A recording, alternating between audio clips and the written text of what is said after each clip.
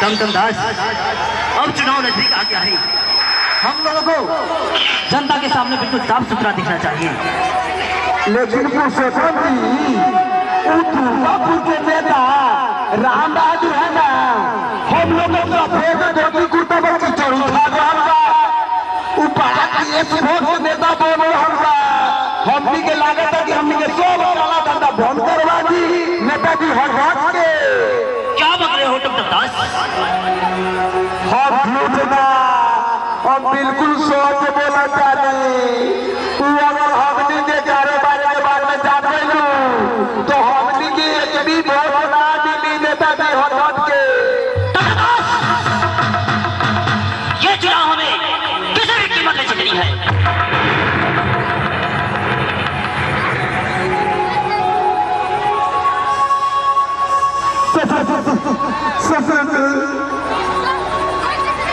सरकार हम तो देख रहा बानी कि एक गांव में जनता से घूम मिल गई बा और हर आदमी के मुंह पर राम बहादुर के नाम बा।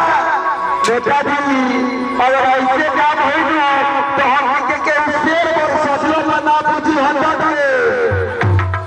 अरे राम बहादुर ने हमारे बंदों में टांग आई तो मैं उसकी टांगे काट दूंगा।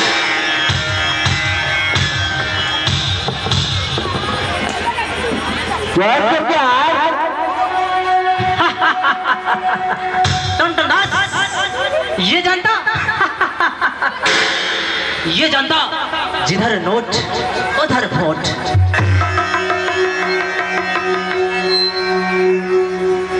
जिधर नोट उधर वोट, नोट से वोट मिलता है ना।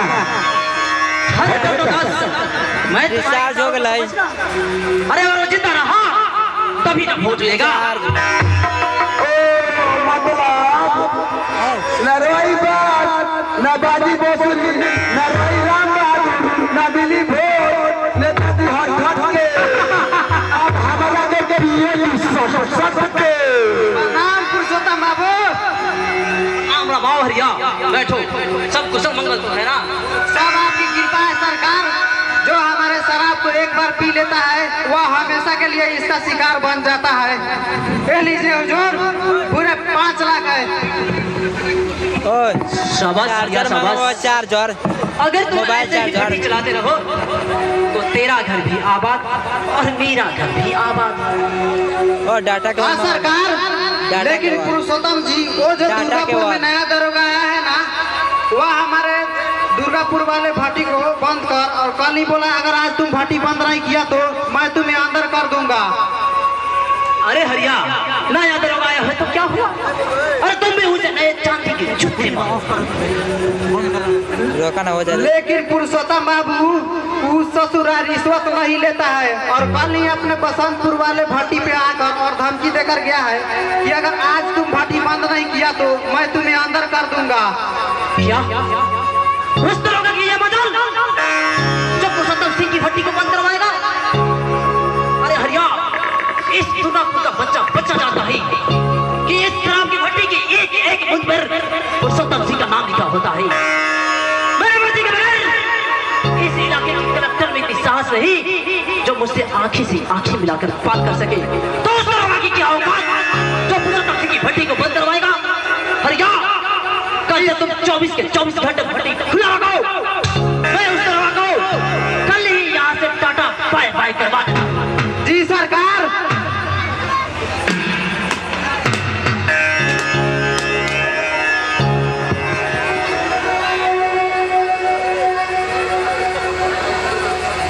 प्रणाम पुरुषोत्तम भाई। प्रणाम प्रणाम राम बहादुर भाई। आइए बैठिए। कहिए आज मेरी याद कैसी आ गई आपको? कुछ मेरी उलझनों ने आप तक खींच कर लिया है। लीजिए एक घूंट पी लीजिए, आपके दिमाग का सारा उलझन समाप्त हो जाएगा। जी नहीं, मैं शराब नहीं पीता। ठीक है आपकी मर्जी। कहिए कौन सी उलझन में फंसे हुए आप?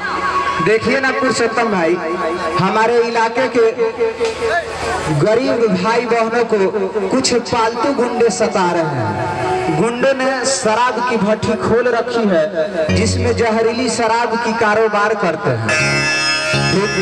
और उसके बाद उन जहरीली शराब को पी करके लोग अपने मौत को ही दावत नहीं देते बल्कि खुद परिवार को भी लुटा देते हैं। अब परसों का ही मिला लीजिए, बसंतपुर गांव से 4 व्यक्तियों को उन जहरीली शराब के पीने से मौत हो गई। क्या शराब पीने से 4 व्यक्तियों की मृत्यु हो गई? हाँ पुरुषोत्तम भाई, हर रोज कोई ना कोई उन जहरीली शराब की खाई में गिरता ही रहता है। ये बहुत दुख की बात है राम बहादुर भाई। इतना ही नहीं पुरुषोत्तम भाई, अरे उन अत्याचारियों ने, उन कुत्तों कमीनों ने यहाँ के गांव के बहन बेटियों भाइयों किसी को नहीं छोड़ता है।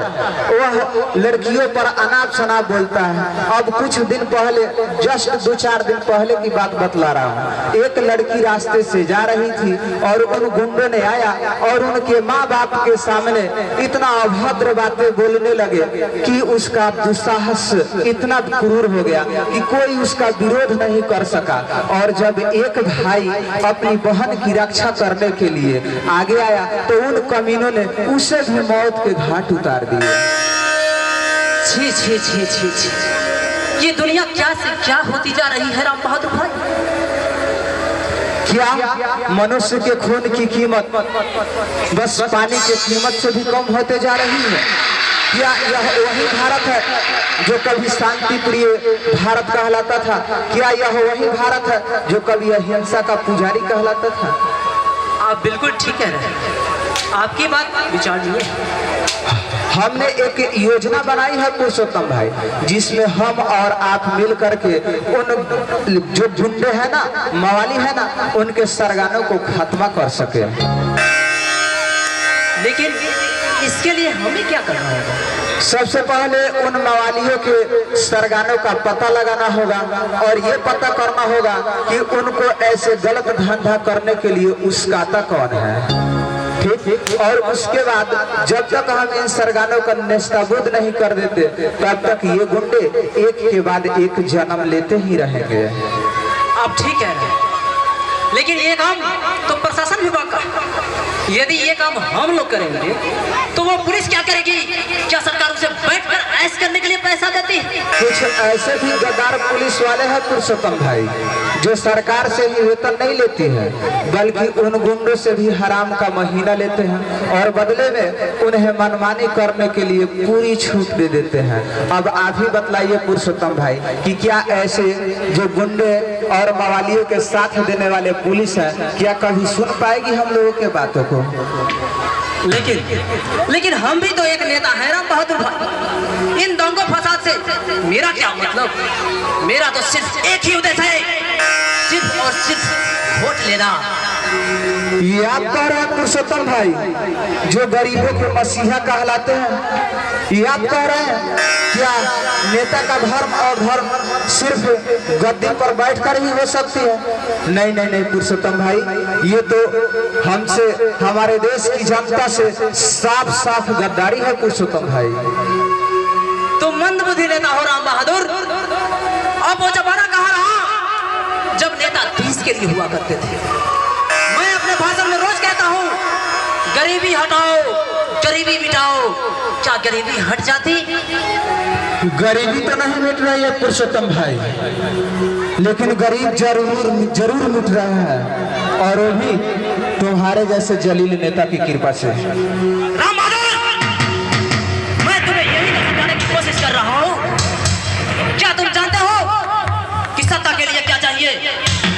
सत्ता के लिए वोट चाहिए, और वोट के लिए नोट चाहिए, और नोट के लिए बेईमान बनना पड़ता है, दलाल बनना पड़ता है, घुसखोर बनना पड़ता है। अगर अपनी कुर्सी के लिए जाति से जाति को, धर्म से लड़ना पड़े तो भी मेरा धर्म है। राम बहादुर, जनता से झूठे वादे करना, अपने कुर्सी के लिए दूसरे नेताओं की हत्या करवा देना भी पड़े तो एक कम्युनिस्ट लीडर को संकोच नहीं करनी चाहिए।